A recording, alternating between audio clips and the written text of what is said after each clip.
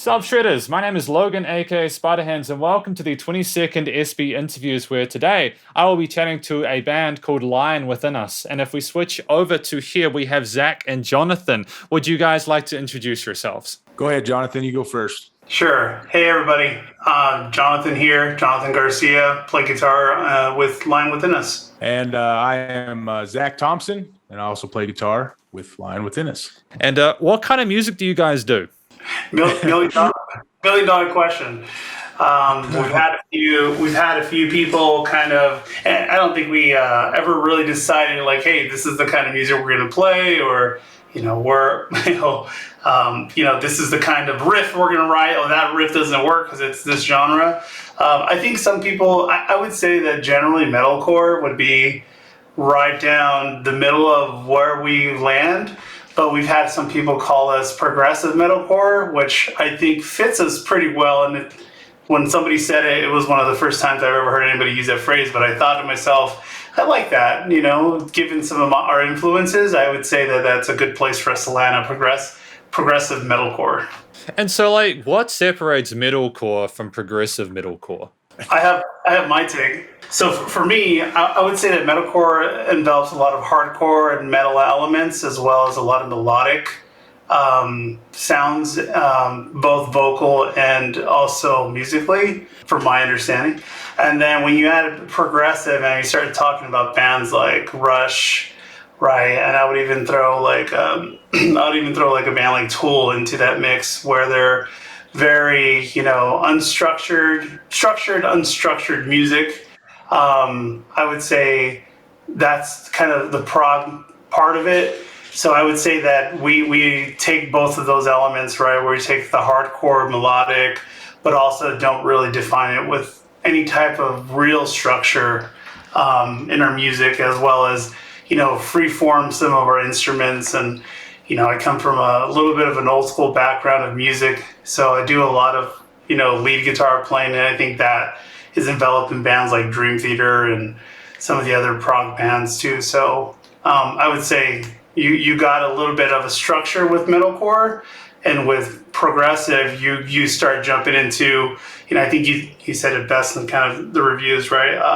Around, A, B, C, back to B, I think for us, it's a little bit free form and what sounds good to us. My take on it is I feel like we're always one measure, 4-beat measure away from being like a death metal or just a heavy metal. Like we always, our riffs are, we try to write what we like, and it's usually comes out pretty heavy, fast.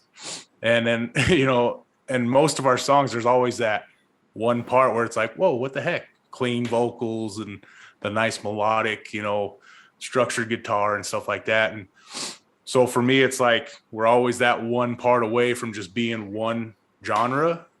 And I think that's what keeps it interesting. You know what I mean? So like, I couldn't tell you exactly what we are, but I feel like we're kind of a mix of everything, which is cool. And when did you guys get started with all this music stuff? Have you guys been involved in projects before, or is Lion Within Us kind of the start of it? So me and Jonathan grew up together in California. Right in the beginning of high school, he was in a punk band actually, and they needed a bass player. So I joined the band, started playing bass with them. And then once that kind of ran its course, then me and Jonathan with our older brothers actually started another band. And then, so me and Jonathan have been playing together for years, a long time. And then fast forward a little bit, after high school, we kind of needed to do the whole life thing and go our separate ways. So, I moved away and he moved away, and we went a long time with actually not communicating at all. And then just probably about three years ago or so, I started working on this project, and I needed to start getting people involved. And Jonathan was the first guy I called. I said, hey man, let's start writing music again. And then that's how it was born. I mean, it was pretty cool. I would say that this is kind of the first time we go full bore with anything we did, because I think before it was kind of a struggle, going to college or getting a job or starting a family or whatever it was. But this is kind of our first time really giving it a go, putting a full length album together, doing professional mixing, doing professional vocals, all of that, right? So this is kind of our first time. Before, it was a lot of fun, a lot of great projects. I think we still riff from what we used to do back when we were 17 years old. But yeah, that was a lot of fun. But I think it just kind of prepared us for this album that we just released. That's awesome. So you guys mentioned you're both guitarists. How? Because I can hear a lot of different instruments and the work that you've done so far. Like, who else is involved in this music? So we've partnered with several people to help us with drums, with the vocals, with bass, right? So I would say there's quite a few players involved, maybe 3, maybe 4. I would say 4. But officially, right, we're the members of the band. We're working on getting some of them on board, right? But we just can't come out and say that because they haven't really agreed to it yet. But yeah, so we've used our personal friends. We've used our producer, which I don't have a problem naming because he's pretty great. His name's Jason LeBaron, from a band called Dead for Denver. Awesome vocalist, awesome guitar player. He didn't play any guitars for our album, but a lot of his influences. It was great working with him. It was almost like it was a match made between us. So yeah, I would say most of the creative freedom was on Zack and I, and Jason just put like the cherry on top, wrapped it up all really nice. And the good thing about him is he did vocals and he also produced the album. So a lot of the synth in the background, a lot of the, kind of the empty spaces, he filled them, he edited them down or up.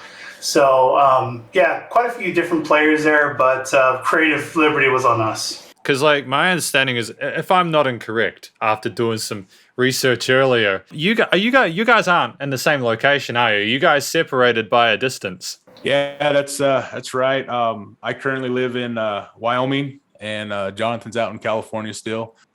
So that does, make it a little difficult. But with our careers now, like Jonathan was saying, now is the first time we actually have time and the resources to kind of put everything we have into our music.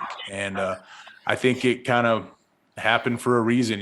We went a span where we didn't talk, and we were figuring stuff out, and getting the families going and all that stuff and the work. And now it's, we're at a time where everything's kind of settling down and we're ready to take this, head on. And so far it's been a fun ride. It's like me and Jonathan, I've never, how many years we've played together. He's the only musician that I can say I've played with that I have no problem with the direction he wants to go. If I send him something, I know if he's going to add something, I know it's going to be top of the line. And, that's what makes it worth it. I mean, it's just the distance thing. I said it's, an hour and a half flight, and I'm in San Francisco, and, same thing for him. And it's fun, man. It's been real fun ride. But also we're in a new era, right? And one of my friends put it best, like, I was talking to one of my buddies, like, hey, I want to get my guitar tone dialed in, and I want to make sure it's a real amp, and make sure it's the same tone. He's like, dude, it's a new era, man. It's a brand new era. Like, there's so many possibilities you can do digitally and remote wise. So for us, all of the album you heard, we got together for maybe two days, 3 days total, and we wrote half of that album. The other half, we did it really just over Google Drive and Dropbox, right? Just sending each other files, layering it on top, and we ended up using the same digital audio workstation. So we did that and just started layering things on top of each other, and it just made sense. I've never felt like, okay, we're not able to write a good song because he lives, whatever, how many miles away, 1,000 miles away. The only challenge I would say is that, and this is kind of what stage we're in right now, is as soon as we start filling out the roster of the band, is that we're going to have to really hyper plan any kind of live show that we do together. That I could see being something we would take some extreme planning and ensure that we minimize risks around scheduling and things like that. But in terms of writing the album, hasn't really been a challenge for us. Yeah, it's pretty wild to think that you can just take a flight and then just go jam or record. Do you guys, You guys might have already mentioned this. Do you record within yourselves? Like, how do you record your music? Like, do you have studios that you use, or do you borrow other locations, or? So me and Jonathan, we both have like a little, basic home studio setup, Focusrites, Kempers, monitors, that type of stuff. So what usually happens is, I'll write a song. Say I come up with a song, I record it, using Reaper. I'll throw some MIDI drums on there, whatever it is, and then I'll just put it in Dropbox or Google Drive. He'll upload it to his computer and then add his touch to it, or change parts or whatever it may be. The technology that we have today makes writing music a lot easier. Because you guys mentioned having Kemper, is like, isn't it wild how you can get a little lunchbox and get those sort of tones out of them? It's wild. I mean, it took me a while, and I was bitching before. I was like, hey, I need to have a real amp, PV blockhead 5150, old school, no mods or some mods or whatever. But I got the Kemper because it just made sense for the setup I had at the time. And man, you get some massive tones, and they're getting better. They're getting better all the time too. But yeah, you can do so much with that. I mean, recently, we're talking about the rig manager on the Kemper, and you can spend hours on that. Not in a bad way, but you can just have a lot of fun inside a rig manager, and start dialing in tones, taking away different EQs, and I want to just change out the amp head. Done, right? You're telling me I don't have to go to Guitar Center and pay $3,000 for a guitar amp and get that tone? Like, it's done, it's over, right? And like I said, I think maybe like 5 years ago, maybe it was like still developing, and people were like, "Nah, you can still use the old fashioned." But now, man, some of the stuff they come out with are just like better than some of the plugins that you find on some of these high quality plugins on online. So, I mean, it's getting better and better. And for us, right, I think at one point, I was a really big Aussie fan, Zach Wild fan, and my vision of playing on stage was with eight different full stacks, right? Marshall heads, and, just double stacks and full stacks, this and that, right?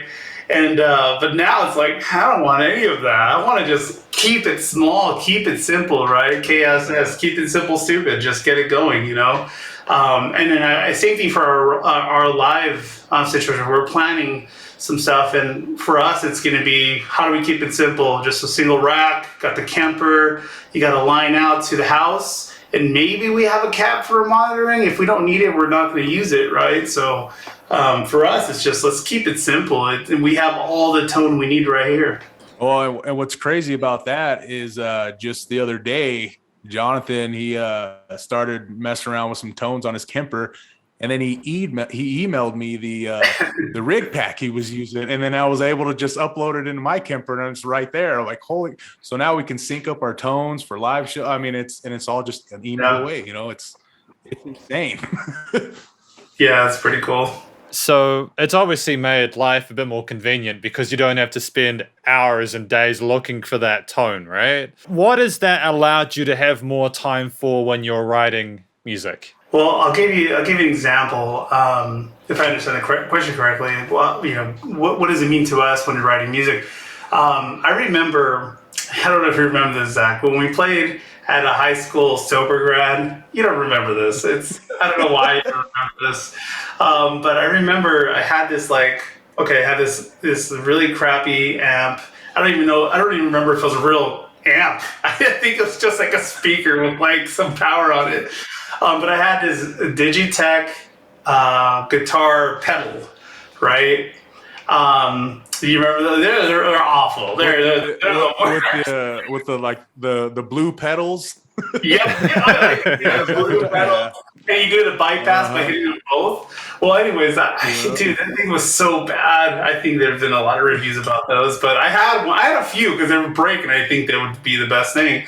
But anyway, I remember like try and just connect that thing. And we had a live show, and my AC adapter had messed up, and I had to go find another one, but the head didn't fit it. So I was literally like 5 minutes before the show started. I was like ripping it apart, trying to splice it together manually, and trying to get that thing on right just to play this 20-minute set. And I'm like almost electrocuting myself. Like, to answer your question, Logan, it's like it's night and day what you can do with just the lunchbox, just ready to go. It's nice, reliable. You plug it in, all your tones that you want, delay, boop, done. If you want reverb, it's all there. So when I first got into the whole digital stuff, and this was probably like 5 years ago or so, it took me hours and hours just to figure out how to hook this stuff up. And then like slowly, once you learn how to do it, now I'm like setting up a project to record. And then I'm like, oh crap, that took a lot less time than it usually does. Like, well, I guess let me jam, practice a little bit. And, so having all this stuff conveniently where it is and how it works, like, I'm able to practice more. My guitar playing's getting better. I'm able to focus on like the Instagrams and the Facebooks and stuff like that, like promoting the album. You don't have to worry about, dealing with, your equipment. You got a lot of free time to do self-promotion and set stuff up. So, I mean, it helps a ton, man. It's crazy. Also having everything in one place and not having a real amp, especially, when we grew up, you're like, yeah, I wish I had a house. I live in an apartment, right? And if you have an amp, that thing bleeds through the walls, right? And it just won't work. But with a Kemper, you have it all in your ears. Right, so you don't have to worry about the neighbor downstairs with the broomstick anymore. So I mean, the freedom you get with some of the flexibility with this technology is it has to be the first time in history that musicians have had it so easy. I'm thinking about like Beethoven when he was writing music and it's so loud, and it's like his wife was like tell him to shut the hell up, right? But now if he had a Kemper, he would just put it all in his ears, right? So yeah, I saw a YouTube video of Matt Heafy from Trivium, and he was talking about his Kemper, and he was like, I wish they made a smaller Kemper. And he was thinking like some kind of like, he called it a Kemper shuffle. I was like, dude, yeah, just put it in your pocket and then you can play wherever you want. And it's crazy. Have everything you need. Because like with all this technology, I mean, you guys sound dope. Like, honestly, I've listened to your album. I reviewed your most recent release. Before we go into that though, what is the importance of having a story in your music with all this phenomenal production capacity nowadays? I'll let Jonathan answer that one. On a musical level, on a lyrical level, all of them. All of them. I think it's extremely important. I think that was the idea of why we wanted to write an actual album. At least for me, that was my sentiment. Was for me as a music lover, I never get a full picture of a band, and that's what I like when you're listening to music, right? Because I think you can find some really great songs, but for me to actually enjoy it, I have to hear everything. So when you're thinking about a new song, I'm like, okay, I want to hear the song that was good, and I want to hear the song before it, after it, 10 tracks ahead, because then you get to hear the full production value. You get to see the different range of tones that they use in the guitars, the different themes they had across like the vocals. One of the bands that comes to mind when having a good story is All That Remains. I think they did a really good job with their albums. Another one is Mastodon, right? You take one of their albums back in 2005 and you listen to it, and it tells you a full story of what it is, right? From the guitar, the techniques they use in the drums, from the vocal, themes and types and versions of it. So for us, it was really important to, and I think we could have, right? Maybe just wrote an EP, 2 songs, just continued to do singles, which Zack and I did before we did the album. Just did a few singles. But I think for us, it was like, hey, let's write an album that tells a story, that has a centralized theme, and I think you touched on it a little bit on the review, across the entire album. So I think it was really important for us to find some uniformity in guitar tone, to find some uniformity in the singer. And as you know, we don't have full-time singer yet, right? But we wanted to use the same singer for the entire album instead of shuffling around, bringing different people in. And I was really adamant about that. I was like, we have to have the same person do this whole album. But yeah, I think it was really important for us to actually make it a theme-based album instead of just kind of like, different tones, different sound quality here and there, but it's all uniform. Because, like, if I bring up your Spotify account, I love what you guys have got. I love what you guys have got for your bio. I adore it to pieces, man. Lion Within Us is a band all about writing music from our own personal life experience with the intention of reaching anyone who can relate to our songs. We hope our music can help anyone in any way. And I mean this like in a genuine way. That is one of the sweetest bios that I've heard in my entire life. And coming from how ferociously heavy like your music is, how do you guys put that into your music? Well, so the way I feel about it is, we've all gone through things in our lives, that have impacted us in different ways. But for the most part, I feel like a lot of people have gone through the same situations. And, for us, we just want to be positive, and just let people know like, hey, you'll get through it. It'll be all right. And the way we do that is by writing fast, heavy tracks with positive messages. I feel like, something that in a live setting, you can get in a crowd and just kind of everybody in the crowd could kind of listen to it and just be like, that's what I went through. And kind of everybody just kind of get together and bang heads and push each other around, but do it out of love, man. It's just positivity, man. That's what we're trying. Because, like, do you guys feel that positivity is, like, a common thing in, like, metalcore and progressive metalcore? Because I feel like it's actually a really unique perspective that you guys are going for with this. For me, I feel like there's a lot of different aspects to metalcore. A lot of times you listen to songs, and it's what the vocalist was going through that day or what he had been through, which is good, because it lets people know what the story of his life or whatever the case may be. But I don't feel like it's just like a unity thing. I feel like it's just like, I'm writing this song. Nobody's putting into it. It's just me. This is my experience. That's it. Like I said, I feel like everybody's kind of been through the same situations. Obviously not all the situations, but I feel like a lot of people can relate to certain things, you know what I mean? And I feel like if we just keep on that right track and try to bring everybody together, especially in today's world, I mean, that's what we need. We need to just come together and headbang, man. That's the I genuinely respect. No, for real. Obviously, the world's going through a bit of a time at the moment. There's a lot of crazy stuff going on.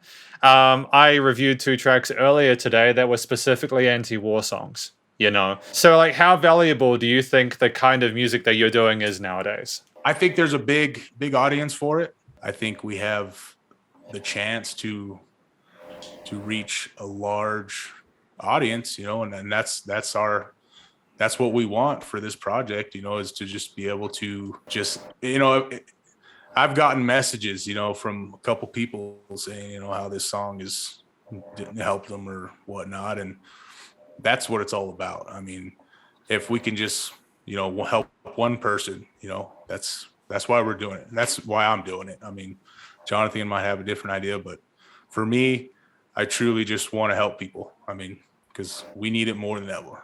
I would agree. I think I just want people to enjoy it, right? Have we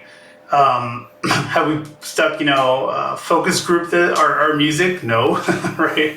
But I think, like you said, Zach, if like a few people enjoy it and they find it valuable to their own lives, I mean, we get our own self, gratification from playing music that we love and having, creative freedom over it. And then cherry on top is if somebody really likes it, and then even a level on top of that is that they can find some similarity to their own life and it helps them get through something or makes them feel better about a certain situation. I mean, that's our direction. I think that's the goal, really. Well, I mean, you guys are blatantly accomplishing it. If you're getting people that are responding to you or applying to your music and saying, I vibe with this, Thank you for this. I really appreciate it. You guys have smashed it. Appreciate it, man. It's took a long time. It's a lot of hard work. That album process, that was the first time we ever wrote a full length album, and it was not easy by any means. I mean, there was a lot of hurdles, definitely, but I think it came out just the way it was supposed to be. But I think we did it organically, right, Zach? I mean, we didn't really set out to be like, hey, this is the kind of band we're going to be. This is, what we need to be. This is going to be our staple, right? Moving forward, in 20 years, that's still going to be I don't think it was ever that, Logan. I think it was just really what was in us and what we wanted to do is exactly what we want to do. And is that going to be our brand moving forward? Possibly, right? And most likely, but I think for us is like, hey, if it doesn't feel natural and it feels forced, I don't think it's gonna work, right? I don't think it's gonna work. And people are smart, right? They're gonna see right through it. The persona that we're displaying, like, I guess we could wear like eyeliner and stuff, and spike our hair, I suppose, and then maybe just think about like, down with the government. I don't know, but that's not us, and that's not natural for us, right? So I think we just did what was natural to us, and I think we're coming into our brand in a good way. Well, yeah, because at the end of the day, there's this tricky situation where fairly sure that there will be a percentage of musicians who'll be like, oh, this is something people are passionate about. Maybe if I write a song about it, lots of people, that's the cynical part of me. But I'm thankful that you guys are being sincere, because it actually adds authenticity to what you do. Like with your earlier tracks, Breakthrough or No More Wasted Days, like, what inspired you to make those tracks? Honestly, I was going through some stuff with my older brother.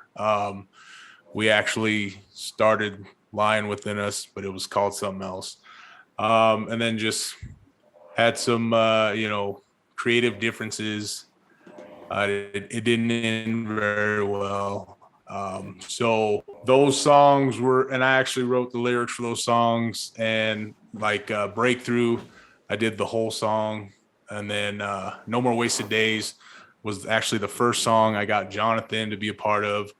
But those songs are about, Breakthrough is about, you got those people that try to control every aspect of your life, and for them to enjoy their lives and fulfill their happiness, they have to break through all those negative thoughts about other people and stop worrying about other people's lives and focus on their own. No More Wasted Days, I wrote a couple months after Breakthrough, and I just realized that I wasn't gonna write music for anybody else anymore, being in the band type deal. Like when me and my brother got together, it was kind of like I was writing music for him. You know what I mean? And I wasn't able to release my full creativity. I just kind of realized, like, sometimes you just have to cut those people out of your lives, even if it's family. Sometimes that works for the best, just take some time apart and grow as a person before you can, get back in that relationship. And so No More Wasted Days is just me figuring out, like, I'm ready to do this, to write music. I need the right people in this project. Jonathan is one of them. I'm not going to let people, affect my creativity and my writing process. And that's, it sucks because, his family is my older brother and I love him, but it's just sometimes you have to let those people go before you can realize, like, hey, you're meant to do a lot more. I'm really sorry to hear you that you've gone through that. It sounds rough. It's just, that's the cruel irony of it, is that sometimes we have to go through terrible things in order to make phenomenal music. That's right, man. I feel the same way. How has it changed between, obviously you released Breakthrough and No More Wasted Days, and then you have the Lying Within Us self-titled. How has your approach to songwriting musicality changed between those two? Well, so I just let Jonathan do everything, and it was a lot easier for me. Go ahead, Jonathan, explain it, man. I would say that you asked about the theme, right? I think that was really important for us to have a theme for the album. And on a theme or lyrical perspective, we wanted it to be very free flow. We wanted it to be uniform in tone, and then lyrically just be, again, a lot about what we're going through as adults or going through in our lives to better ourselves or try to get to a better place in our lives. So I think, and we said it before, right? I think for us it was, hey, what sounds good to us, right? So part of that process was Zach writing some songs, and I would layer, because I play more of a lead role in the band, lead guitar role in the band, and I would layer it with melody or with whatever I need to elevate the song itself. And then there were some songs where I would approach it purely on my viewpoint and write the entire song and use Zach as an influence across those songs. And then what Zach and I did, and you talked about this, right? He lives in Wyoming, I live in California. We met up in Salt Lake City and we wrote about 3 or 4 of the songs on the album all in those like 3 days, right? So we just met up, got an Airbnb, and we just like, here's a riff, here's another riff, here's a riff that might go to that. Oh, let's slow it down. All right, let's have some pizza and go to bed. You know, like, so it's really. And I have to add, when we met in Salt Lake, that was the first time we got together. And like in 10 years. Yeah, 10 years. Yeah. Yeah. Yeah. It was, and it was like, it was perfect, man. It was so beautiful.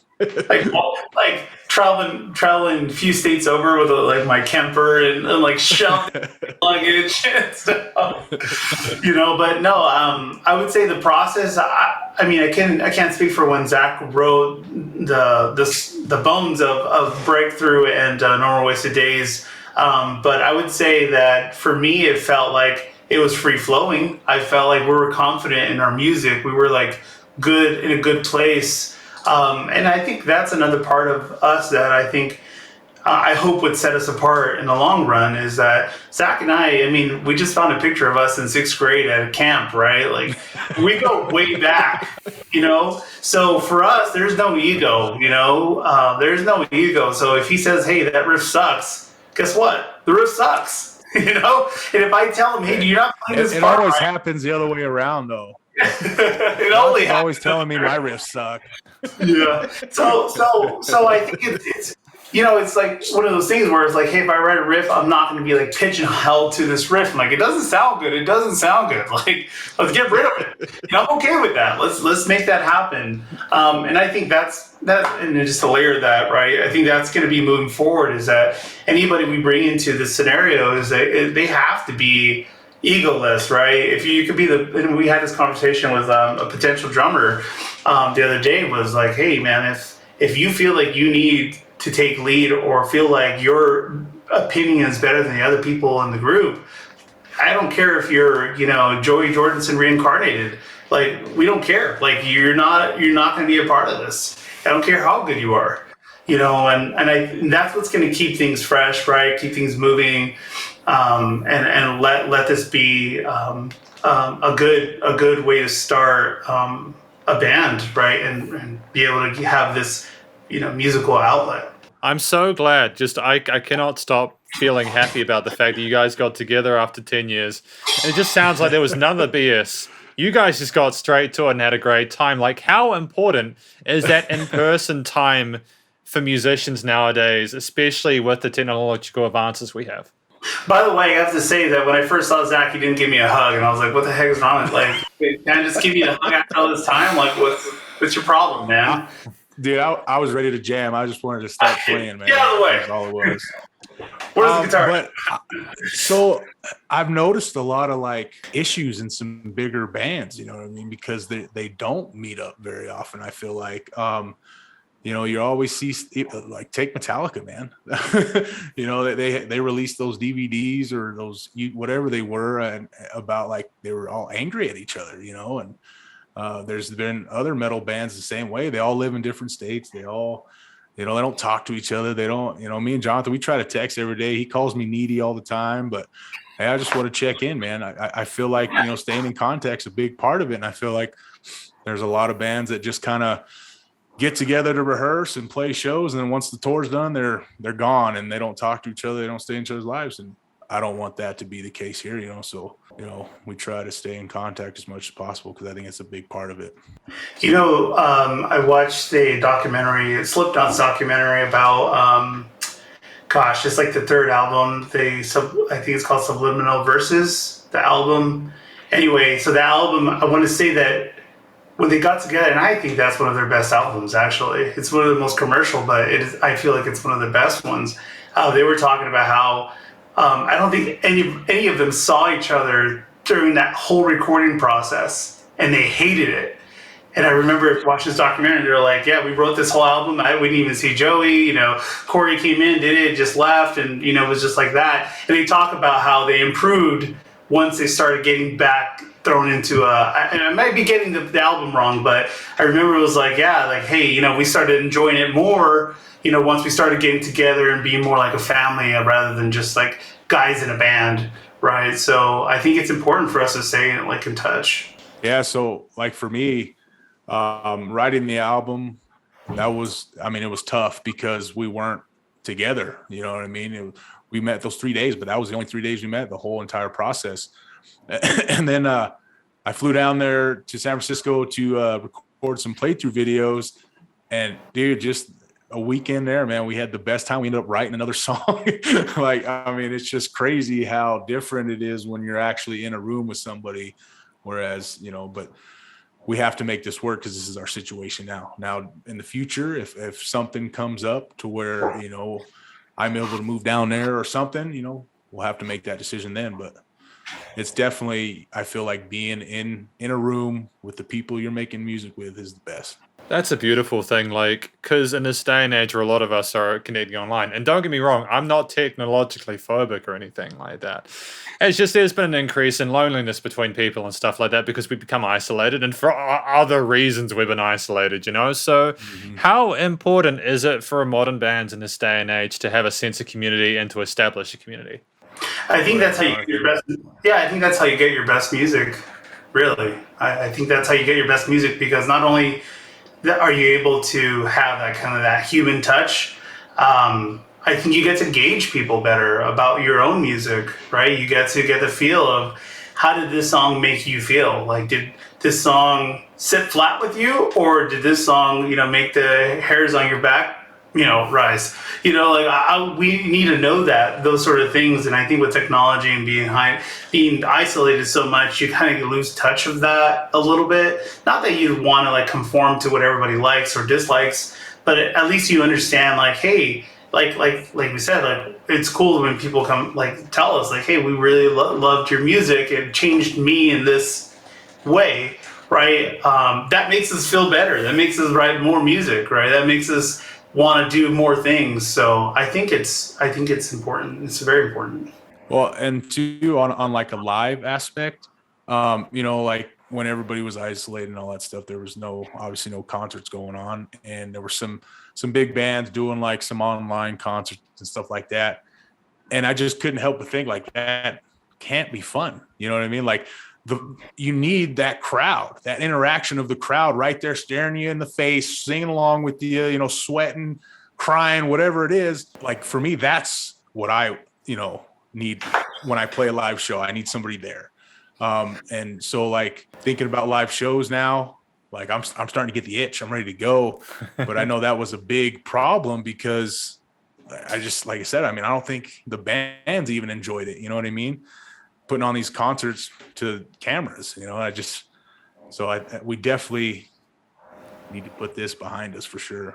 Well, I mean, like, yeah, it's almost weird to be nostalgic for 4 years ago, right? Because it feels like 20 years, but it's been like 2 or 3. What is your plan for doing more live gigs, I suppose, once things open up? We have a lot of ideas. Right now we're working on like building live rigs, trying to minimize all our equipment, definitely planning out the right shows.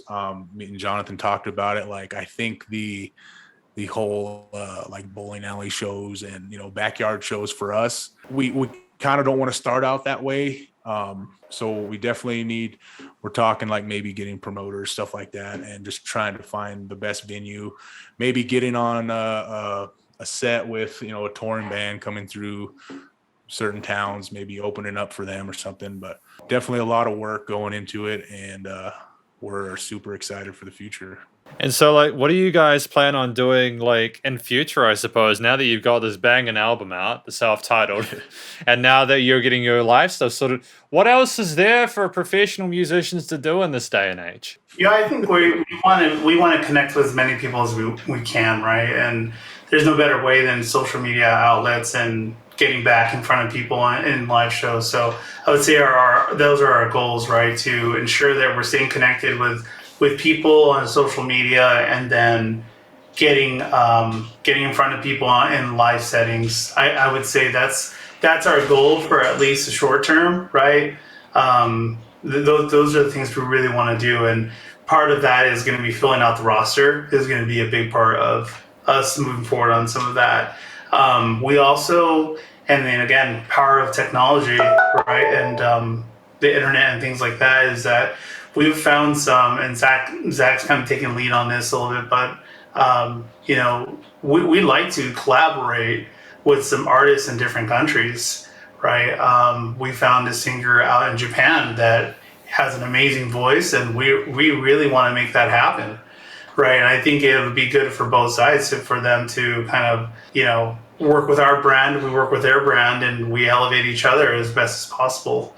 So I would say short-term wise, that those are really the goals. That's beautiful, man. Like, honestly, you guys sound like you really have your stuff together. Because you guys, I think you guys are independent. You guys aren't signed, are you? No, we're not.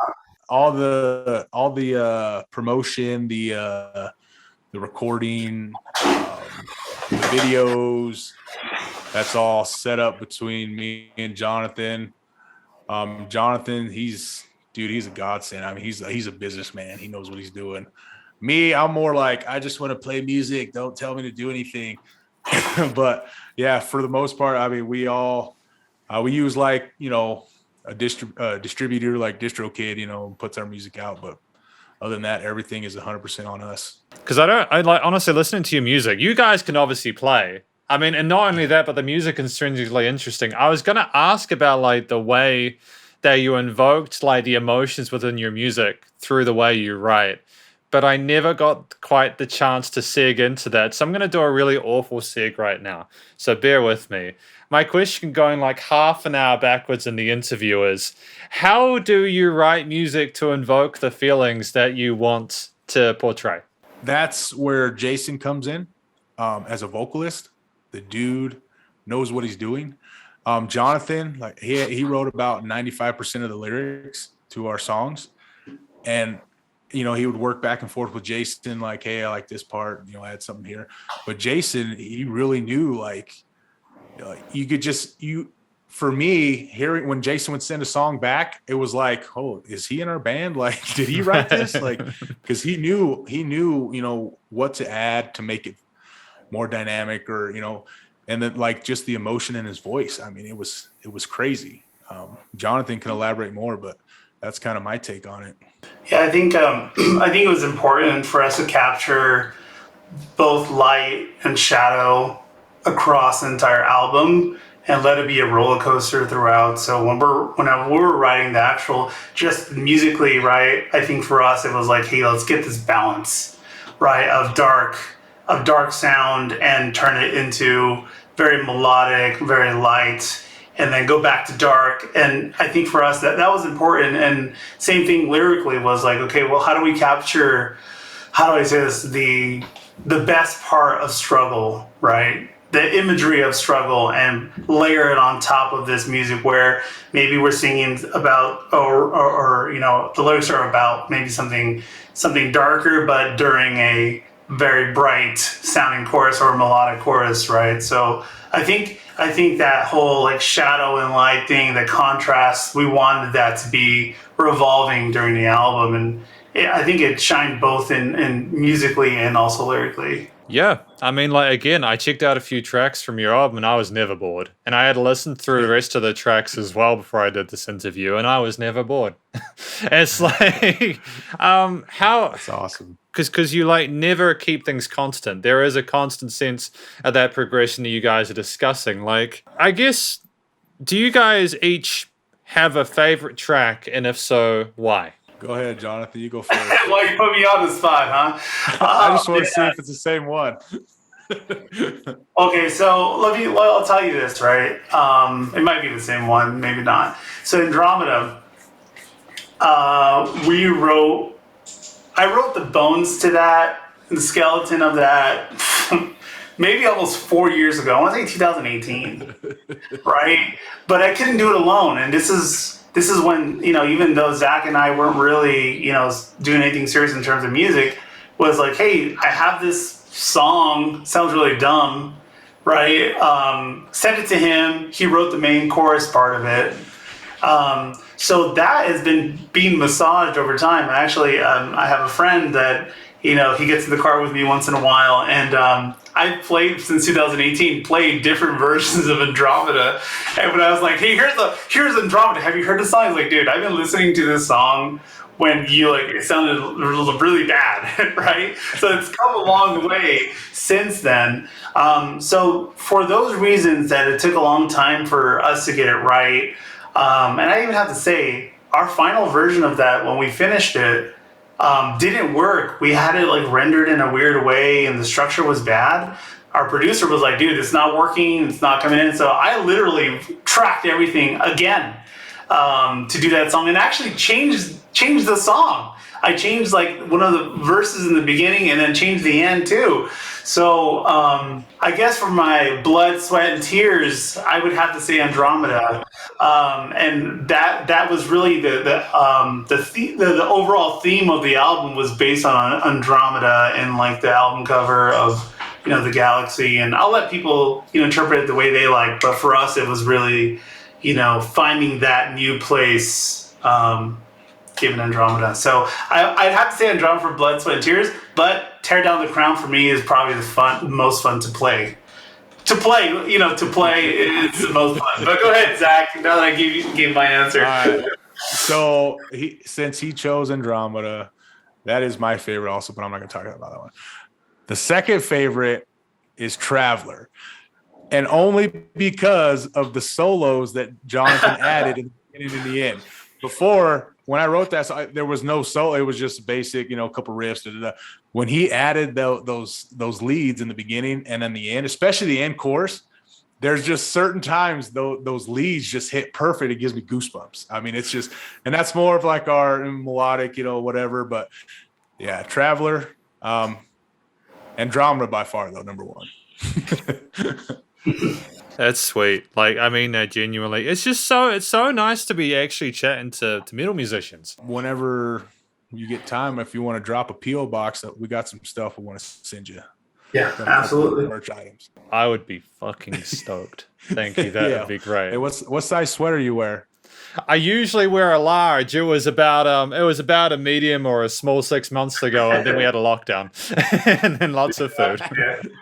A lot of us have that same problem, Logan. Yeah, if you definitely get us a place to send some stuff, we'll get you hooked up with some merch, man, because we appreciate this, and this is awesome. No, thank you. Likewise. I mean, I just love your passion for the guitar. It's so refreshing to hear it not be an ego project. Hearing you, Zach, say that you liked Jonathan's solo. Oh my goodness, that's a sexy guitar in it. I love that. Yeah, so Traveler, like I said, when I wrote that song, it was okay. And then I sent it to him, and before we put it on the album, he added his leads. And I'm telling you, I was like, holy crap. What did you do? It was cool. I mean, honestly, like, it's just nice to hear two guitarists respect each other and work together like this. It reminds me a lot of the music from the metalcore in the mid-2000s, where you had lots of twin guitar solos, like Trivium and like other bands like that, who would actually, there wasn't some guy just trying to rule the roost, So thank you for being good to each other like that. Yeah, we find a good balance between both of us. I've said this a few times, but I would say that I'm a better guitar player because Zach is a better songwriter, if that makes sense. It just helps me be better because I think for me, like Andromeda is a really good example of that. It took me forever to be like, okay, I'm happy with it, right? But with Zach, it's just like, hey, does it sound good? He's like, yeah, it's heavy. Or no, it doesn't. Let's change this part. Okay, let's do it. So yeah, no, he definitely, we have a good balance in terms of skill, in terms of outlook, and they're equally as important for the main purpose of writing any music, which is elevating the song. So I'm going to put this out here on this interview. The most frustrating thing about Jonathan is when I send him a song or a riff that I think is just crazy good, and he sends me nice. That's all he says. Cool. Are you serious? Well, I guess I could upgrade. I guess I could upgrade it to just doing like a heart emoji. Just a heart. Right. Just a thumbs up. There you thumbs go. Up. Yeah. Or if you really feel like being spicy, just go K. Yeah. Okay. Right. Okay. Cheers. Thanks. What? Next time I'm just gonna do a space and push enter, just so it's just blank. Or just leave it on read, dude. Just leave it on read. Yeah. Don't even reply, man. Don't even reply. No, you guys are too good for that. You're great. You're good men. Thank you very much for coming along. We're in the end game of the interview, primarily because I have to go teach children how to play the guitar in half an hour. So, basically, yeah, man. Music tuition's fun, but for you guys, what is the end game? Where are you guys wanting to be? Where do you feel as if you'll be satisfied? For me, if we can just, continue doing this, that's play some shows here and there, like it would be awesome if we, got on a tour or something like that down the road, or we were able to do this full time. But as the time is now, if we just continue doing what we're doing and, find the right guys to jam with. That's all I'm looking for, man. I think I'd second that too. I think we're having a lot of fun doing what we're doing. Getting backed by a label would give us a little more freedom in terms of being able to put more music together in shorter periods of time, I would say, and help us get promoted a little more. But I wouldn't call it an end game. I would say the end game would probably be to do what we're doing and keep writing the music we like. And in the fashion that we're doing it too. I think if that were to ever change, where we're having, like you said, like an ego project, or want to do something so extreme out of our, genre, or not even genre, but just out of our realm of possibility, I think that's when it's to stop being fun, right? So I think continue down this path, and the way we're doing it is the most important key for us. Fantastic. Well, it sounds like you guys have got it all sorted. So thank you very much for coming in today. Before we do the conclusions and the goodbyes, is there anything that I've missed? Is there anything else you'd like to say before we finish up? No, I think this was a pretty awesome interview. And I think we covered everything, man. We really appreciate. And I subscribed to your YouTube channel and watched some videos before earlier, man. It was awesome. So you're doing a good job, man. And we appreciate it. Thank you. Yeah. Oh, no, go for it, Jonathan. Yeah, no, I was going to say, thank you for giving us the time. It was a lot of fun, and obviously we're working on getting a little bit more reputation points, right, and trying to showcase our music to more people, and we're really happy to be here. Well, I actually don't think you need my luck, because I think you guys were just fine considering the caliber of your self-released album that you've just released. But honestly, best of luck to you guys. I wish you all the good shreds and riffs in future. Where can people find your music, though? So you can go on. Go ahead, Jonathan. Go ahead. No, you got it. You got it. Go ahead. No. I gotta look through some stuff that I'm gonna send Logan. Go ahead. All right. So we burn you some CDs. That's number one. That's gonna be yours, Logan. Oh, thank you so much. I'm not used to people doing nice things for me, so I appreciate it. Those are pretty unique too. Not many of them. You can find us on Spotify, Apple Music, Amazon Music, and a lot of the other different streaming platforms, but those are the major ones. And we have our YouTube channel, which we're going to start posting a lot of guitar playthroughs, more of that. You can find us on Instagram. at Line Within Us, and we have a lot of cool content there, and also on Facebook, facebook.com/Line Within Us 2020. I think that's for the Facebook one. So yeah, you can find us all over the internet. Excellent. Well, Zack and Jonathan, thank you very much for your time today. It was a pleasure to learn more about yourselves and your music. I wish you guys the best of luck in future. Thank you again for the offerings you have offered to me. I'll send through the details after this, and I hope you guys have a fantastic day. Cool. Hey, we appreciate it. You have an awesome day. Thanks a lot. Yeah, take care. You too. Bye. And that was effectively the interview for Line Within Us. Line Within Us, one of the heaviest, coolest bands I've heard in quite a while.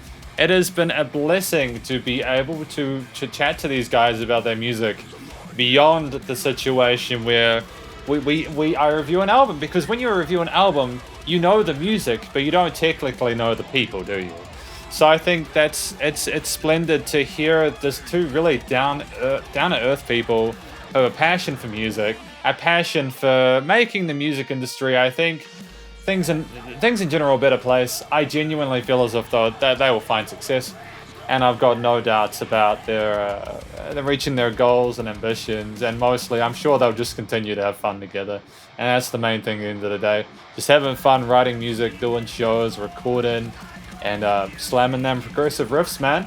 But thank you very much for watching the 22nd SB interviews for Line Within Us. Apparently I'm just butchering this intro. Hear me. But thank you very much for watching the 22nd SB interviews for Line Within Us. Hopefully you enjoyed it. If you did, please do go show Line Within Us some support via their various social medias as shown here, and also in the little seg they did back there in the previous part of the interview.